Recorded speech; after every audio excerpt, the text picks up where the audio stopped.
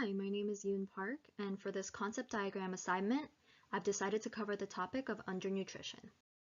Let's start with the definition. Wiley and Allen describe undernutrition in their textbook as receiving too few nutrients. The Merck Manual, which is a reference guide designed for physicians, defines it as a deficiency primarily of calories or of protein. Although deficiencies in vitamins and minerals may be considered a separate disorder, a calorie deficit will likely be accompanied by a deficit in vitamins and minerals also. Undernutrition and malnutrition are commonly used as synonyms. However, malnutrition literally translates to bad nutrition and just means that there is an imbalance between the nutrients a body may get versus what it needs. Malnutrition includes overnutrition, so in other words, undernutrition is malnutrition, but malnutrition is not undernutrition. The causes of undernutrition occur on three different levels, each affecting the latter. First are the basic causes. These are the environmental conditions that establish the state of a household or a community and its ability to function. These are generally out of the individual or community's range of immediate control. Next are the underlying causes.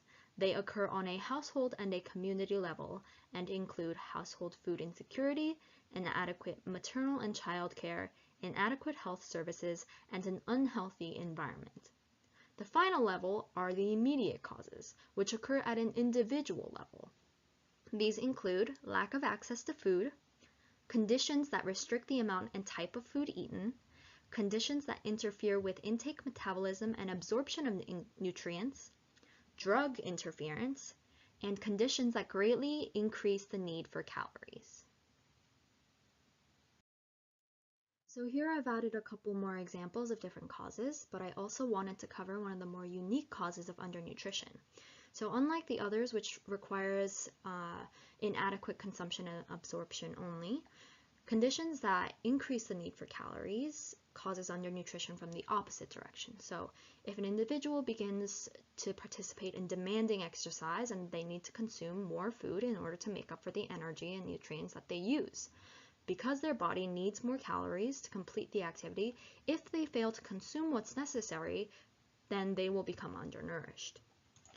So some of these causes prevents access to food, while some of the others prevents proper digestion and absorption.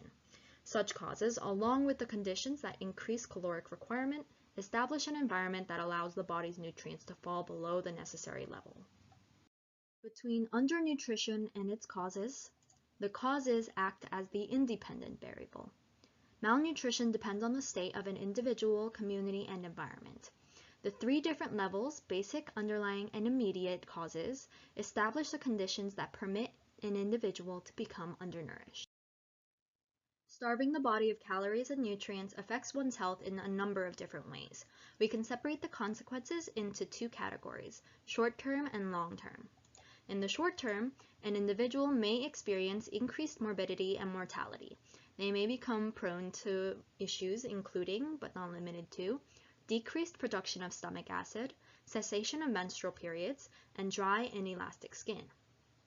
As for long-term consequences, there are severe and possibly permanent issues that can become a problem. Prolonged periods of malnourishment can have consequences on both cognitive and physical activities. Different body systems attempt to adjust to the lack of nutrients, increasing the chances for reduced heart size, slow heart rate, low blood pressure, slow breathing, reduced lung capacity, intellectual disability, impaired mental function, and many other examples, which can all ultimately lead to systematic failure. In addition to all of these possible issues, undernourishment is capable of being fatal. People all around the world, many in developing countries, have lost their lives to undernutrition. The state of being undernourished and the consequences of undernutrition make up the dependent variables. So, not consuming enough calories and/or nutrients prevents the body from receiving the energy, vitamins, minerals, and antioxidants that it needs in order to maintain its normal functions. The body responds to the deficit, which results in different physical and cognitive issues, which we've covered in the previous slide. Let's take an overview of the causes and consequences of undernutrition. There are 3 different levels to the causes of undernutrition, which are the basic causes, which make up the sociocultural, economic, and political conditions, underlying causes, which occurs on a household and community level, and immediate causes, which occur at an individual level. These 3 causes create conditions that allow a person to become undernourished, and once undernourished, the individual will experience a variety of consequences. These consequences are separated into short-term and long-term consequences. Ultimately, if an individual is malnourished, they will experience issues involving different body systems that will affect their immediate and prolonged health.